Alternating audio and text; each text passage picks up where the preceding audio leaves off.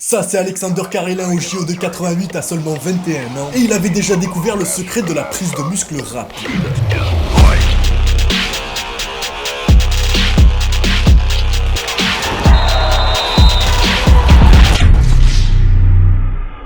Alexander était un Russe, et grâce à son entraînement, il a été 12 fois champion de Russie, 12 fois champion d'Europe, 9 fois champion du monde, triplement médaillé d'or aux Jeux Olympiques. Mais t'as peut-être remarqué un truc étrange sur son physique, c'est qu'il est très musclé pour un poids lourd.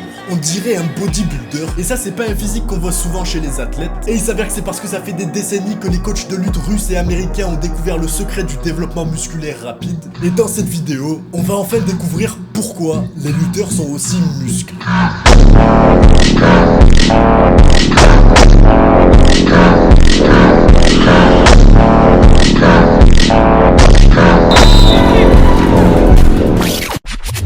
Alors la lutte, c'est un des sports qui demande le plus de force explosive, et le plus grand déterminant de la force des muscles, eh bien c'est sa taille. Et donc la lutte, c'est un des seuls sports où être extrêmement musclé est avantageux, donc on s'attendrait à ce que l'entraînement des lutteurs soit très similaire à celui des bodybuilders vu que leur objectif est le même, mais bizarrement, il y a une différence énorme entre les deux types d'entraînement, et cette différence est très certainement la clé derrière le développement musculaire des lutteurs.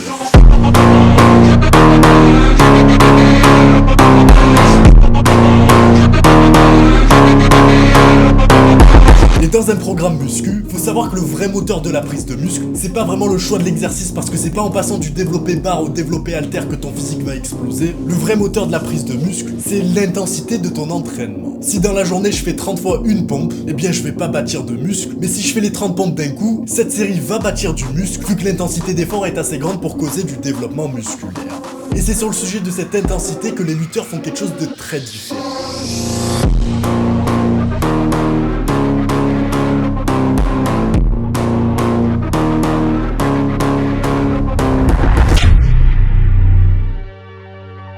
Pour bâtir du muscle, le consensus scientifique aujourd'hui, c'est qu'il faut se pousser assez fort pour causer du développement musculaire. En pratique, ça voudrait dire qu'il faut se pousser à 4 reps de l'échec ou moins, mais tu veux pas non plus te pousser à l'échec absolu pour que tu puisses t'entraîner plus souvent et donc bâtir du muscle plus rapidement.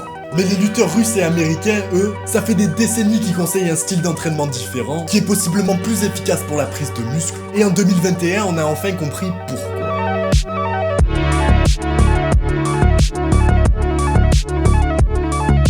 Grâce à son entraînement de lutteur, Alexander a bâti tellement de muscles et de force qu'il a développé une nouvelle technique de lutte, qui était de soulever les plus gros poids lourds à la force de ses muscles et de les jeter. Et ça c'était seulement possible grâce à sa masse musculaire, et d'après Alexander, le secret derrière son physique imposant, c'est de s'entraîner comme un homme touché d'une maladie mentale, c'est-à-dire à intensité extrême. Et on voit la même chose dans l'entraînement de Javier Cortina, c'est-à-dire celui qui avait gagné la médaille de bronze au championnat du monde de 2014. Pareil pour Ravesi, qui avait aussi gagné une médaille de bronze au championnat du monde, et même le célèbre serbe Mikael Kadjaja a un entraînement où il se pousse très souvent à intensité maximale, et je pense que le lutteur Cal Snyder résume les choses parfaitement, parce qu'il explique que le secret derrière l'entraînement des lutteurs, c'est qu'il faut se pousser fort et que se pousser à l'échec musculaire absolu, eh bien c'est crucial à l'entraînement et au développement musculaire des lutteurs. Mais du coup, pourquoi est-ce que les lutteurs se poussent aussi fort si c'est pas optimal pour la prise de muscle? Eh bien pendant des décennies c'était un mystère, mais il a suffi d'une expérience très simple en 2021 pour enfin comprendre pourquoi.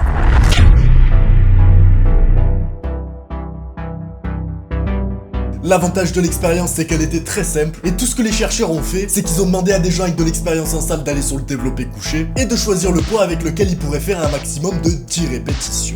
Ensuite, les chercheurs leur ont demandé de faire le maximum de reps avec le poids sélectionné. Alors vu que c'est le développé couché et qu'ils ont de l'expérience en salle, on aurait pensé qu'ils auraient choisi le bon poids, mais non, pas du tout. Les participants ont choisi un poids où ils pouvaient faire en moyenne 6 reps de tronc, soit 16 répétitions. Maintenant, imaginons que les participants suivaient la philosophie des bodybuilders, où ils s'arrêtent 3 reps avant ce qu'ils pensaient être l'échec. Ici, du coup, ils auraient arrêté leur série 3 reps avant les 10 répétitions, ce qui est en réalité 9 reps avant le vrai échec musculaire. Et quand t'es aussi loin de l'échec, t'es en train de laisser énormément de gains musculaires sur la table. Mais s'ils suivaient la philosophie des lutteurs, le fait qu'ils ont sous-estimé leur force n'aurait pas du tout été un problème, vu qu'ils se seraient poussés à l'échec et ils auraient fait les 16 répétitions. Et cette série, contrairement à celle où t'es à 9 reps de l'échec, eh bien elle va bâtir une quantité considérable de muscles. Et donc c'est ça le secret du développement musculaire des lutteurs. Wow.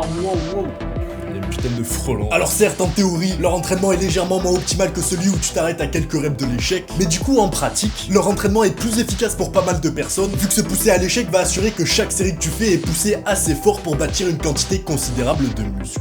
Et ce problème de sous-estimer ses performances et de s'arrêter trop tôt, pour moi, c'est la grande raison pour laquelle beaucoup de mecs qui vont à la salle, au bout de 1 ou 2 ans, ils voient leur physique stagner et ils arrivent pas à passer au stade musculaire d'après. Mais du coup, en appliquant le principe des lutteurs, on peut très facilement briser ces plateaux, et voici comment faire ça très facilement.